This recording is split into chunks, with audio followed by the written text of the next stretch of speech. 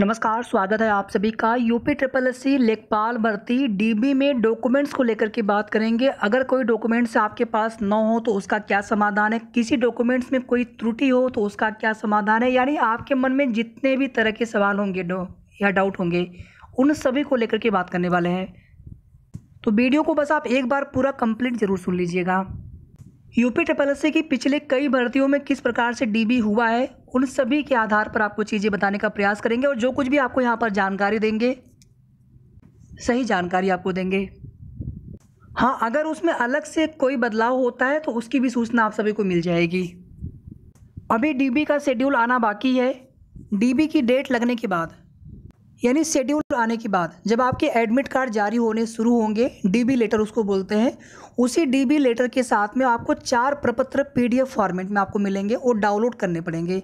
मंडी परिषद वाले में आप देखेंगे तो उसमें जो नोटिस आई थी उसी के साथ में वो चारों प्रपत्र टोटल 7 पेजेस के होते हैं, उसी में दे दिया गया था। तो उसी की प्रिंट आउट निकलवा करके उसको भर करके भी ले जाना है।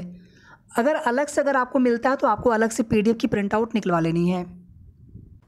डीबी स्किप की मुहिम लगातार चल रही है और अभी तक मेरी जानकारी में कम से कम 2000 ऐसे अभ्यर्थी होंगे। मैं बिल्कुल विश्वास के साथ यहाँ पे कह रहा हूँ, कम से कम 2000 ऐसे अभ्यर्थी होंगे जो डीबी स्किप करेंगे। ऐसे अभ्यर्थी जिनका कहीं और पर सिलेक्शन हो गया है और उनके नंबर अच्छे हैं यहाँ पर, और हम सभी की कोशिश होनी चाहिए कि ये संख्या कम से कम 5000 से ऊपर जाए। बहुत सारी भर्तियां हैं, यूपी पीएससी की है, यूपी ट्रिपल एससी की हैं, यूपी पीसीएल की हैं, रेलवे की हैं, बहुत सारी भर्तियां पूरी हुई हैं। कुछ पुरानी भर्तियां जो कि अब पूरी हो रही हैं। मंडी परिषद में भी डीबी स्किप के लिए हम लोग रिक्वेस्ट कर रहे हैं कि जिनका कहीं पर सिलेक्शन हो गया है तो आप डीबी स्किप कर दीजिए, ताकि किसी बेरोजगार को नौकरी मिल जाएगी। अब केवल देखने के लिए कि हमारा सिलेक्शन होता है कि नहीं होता है, अगर आप डीबी कराते हैं तो आप सीधे सीधे आप किसी एक सीट को ख़राब करते हैं। किसी एक परिवार में खुशियाँ आ सकती थी आपकी वजह से, वो खुशियाँ नहीं आ पाएंगी।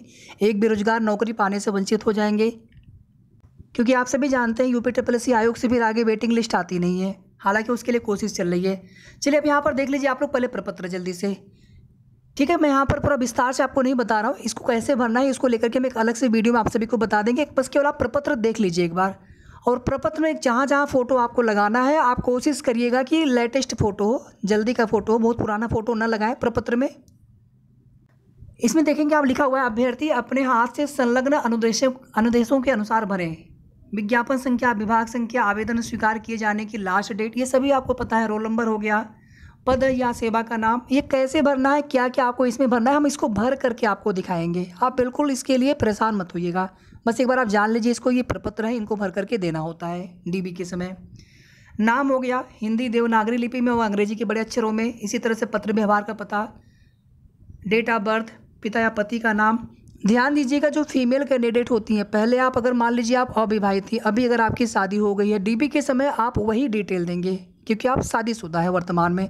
तो वर्तमान के हिसाब से ही आपको डॉक्यूमेंट्स आपको जानकारी देनी होती है। और जो डॉक्यूमेंट्स आपको फॉर्म भरने की लास्ट डेट तक या उसके पहले का चाहिए तो वो डॉक्यूमेंट्स उसी समय का होना चाहिए, ना कि वो डॉक्यूमेंट्स आप नए लगाएंगे। वो डॉक्यूमेंट्स उसी समय के मान्य होते हैं।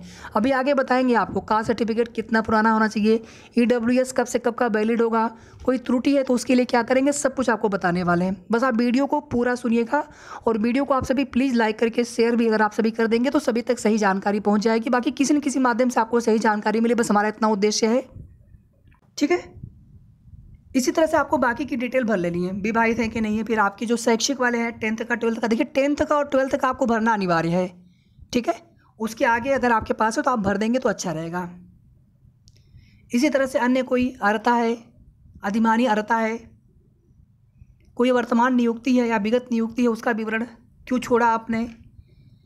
इसी तरह से अनिवार्य और अधिमानी अर्हताओं से संबंधित निम्न विवरण यहाँ पे मांगा गया है। प्रदत्त प्रमाण पत्र संख्या। ठीक है, फिर आप देखेंगे हर प्रपत्र पे नीचे लास्ट में आपको अपना सिग्नेचर, हस्ताक्षर ये सभी करना है। प्रमाणीकरण प्रपत्र अटेस्टेशन फॉर्म,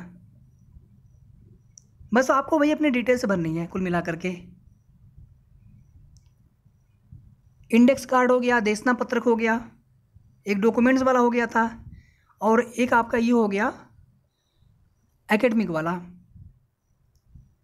ठीक है, इसमें 10th का 12th का जितनी भी आपने पढ़ाई की है एक देखिए अनिवार्य अर्हता होती है, उसके अलावा भी अगर आपके पास कोई अर्हता है तो वो भी जानकारी आप सभी दे सकते हैं। तो ये प्रपत्र हो गए, चारों प्रपत्र, टोटल ये 7 पेजेज हैं। ठीक है, सेम आपको भी इसी तरह से मिलेगा, भर करके आपको देना होगा। एक आपको डीबी लेटर भी डाउनलोड करना होगा साथ में, वही आपका एडमिट कार्ड होगा आपके डीबी के लिए, आपके लिए वो प्रवेश पत्र का काम करेगा। जब आप डीबी कराने जाएंगे तो वहाँ पर आपकी बायोमेट्रिक स्कैनिंग, आपकी आइरिस की, ये सभी होंगे। अब आगे देखिए आप 4 प्रपत्र और डीबी लेटर के अलावा अगला जो आपका डॉक्यूमेंट्स होगा 10th का मार्कशीट प्लस सर्टिफिकेट। अगर एक में हो तो वही लगाएंगे आप, अगर अलग अलग हो तो दोनों चाहिए होंगे। इसी तरह से 12th का मार्कशीट और सर्टिफिकेट। ग्रेजुएशन का आपके पास हो, आप लगाना चाहें लगाएं, ना लगाना चाहें तो आपकी इच्छा है, वो अनिवार्य नहीं है, ध्यान दीजिएगा, वो अनिवार्य नहीं है, लेकिन 10th का 12th का अनिवार्य है। इसके बाद आगे देख लीजिए EWS में। EWS में 1 अप्रैल 2021 को या उसके बाद का बना होना चाहिए और 28 जनवरी 2022 तक या उसके पहले का बना रहेगा। आपने फॉर्म कभी भी भरा हो, मान लीजिए आपने फॉर्म भरा हो 20 जनवरी को, ठीक है, और आपका EWS जब का भी बना हो, लेकिन 28/1/2022 की डेट देखी जाएगी। संशोधन की डेट से मतलब नहीं होगा, आप बिल्कुल भी कंफ्यूज मत होइएगा। जो भी आपको जानकारी दे रहे हैं बिल्कुल सही जानकारी आपको दी जा रही है। 28/1/2022, 1 अप्रैल 2021 को या उसके बाद का बना हो और 28/1/2022 तक या उसके पहले का बना हो। सेम चीज़ें कास्ट सर्टिफिकेट के लिए भी है, आपके लिए भी लास्ट डेट यही रहेंगी 28/1/2022। या डोमिसाइल अगर आपको देना होगा, डोमिसाइल सबको देखिए अनिवार्य नहीं होता है, लेकिन जिनको आरक्षण का लाभ चाहिए आपको डोमिसाइल देना होता है। हालांकि एड्रेस आपका आपके कास्ट सर्टिफिकेट हो या EWS उस पर भी लिखा होता है, आधार कार्ड पर भी लिखा होता है, ठीक है। तो डोमिसाइल अनिवार्य नहीं होता है, लेकिन जो सामान्य कैटेगरी में है, जनरल में है, उनको डोमिसाइल देने की आवश्यकता नहीं पड़ती है। या फिर अगर आप अदर स्टेट से हैं तो आपको डोमिसाइल या फिर आपको ये जो आरक्षण का लाभ आपको नहीं मिलेगा। तो बेसिकली जो डोमिसाइल होता है आरक्षण का लाभ पाने के लिए ही देना होता है। अब देखिए EWS में आपका एक तो आपका डेट हो जाएगा, किस डेट को बना है, जारी हुआ है, प्रमाण पत्र संख्या यहाँ पर आप देखेंगे तो किस वित्तीय वर्ष के लिए वैलिड है, तो ये वर्ष रहेगा आपका 2021-22। और किस वित्तीय वर्ष की आय पर बना रहेगा, तो ये आपका रहेगा 2020-21। ध्यान दीजिएगा, फिर से सुन लीजिए, ये 2020-21 का और ये आपका 2021-22 का।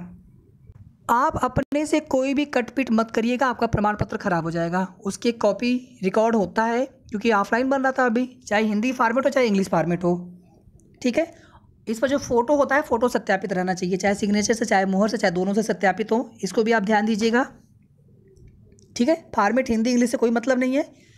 कोई भी गलती अगर आपको लगे, एफिडेविट से काम नहीं होगा। अब उसमें आपको एक आख्या लिखवानी होगी, चाहे इसी के नीचे जगह बचा होगा वहाँ पर भी लिखवा सकते हैं या फिर एक अलग पेज पर। आख्या कैसे बनवानी है उसको आपको एक अलग से बता देंगे, हमारे पास कुछ आख्या पड़ी हुई है, तो आपको थोड़ा सा हम कुछ पर्सनल डिटेल हाइड करके आपको दिखा देंगे कि आख्या में आपको लिखवाना क्या होगा, ठीक है। तो उम्मीद करते हैं कि यहाँ तक क्लियर हो गया होगा आपको। अब आगे देख लीजिए, कास्ट सर्टिफिकेट में OBC कास्ट सर्टिफिकेट 3 साल से ज़्यादा पुराना ना हो।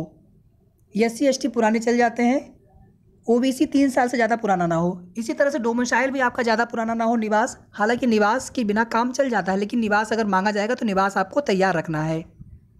अब मान लीजिए आपने ये कास्ट सर्टिफिकेट या फिर EWS आपने लगाया था, अब आप नहीं जमा कर पा रहे हैं DB के समय, या फिर आप देना नहीं चाहते हैं, कुछ रीज़न हो सकता है, तो उस स्थिति में क्या होता है, उस स्थिति में आपको UR में कंसीडर किया जाएगा। कोई बाहर नहीं होता है, ध्यान दीजिएगा। अगर आप नहीं दे पाएंगे EWS या कास्ट सर्टिफिकेट अपना, तो आपको UR में कंसीडर किया जाएगा, जनरल में आपको कंसीडर किया जाएगा।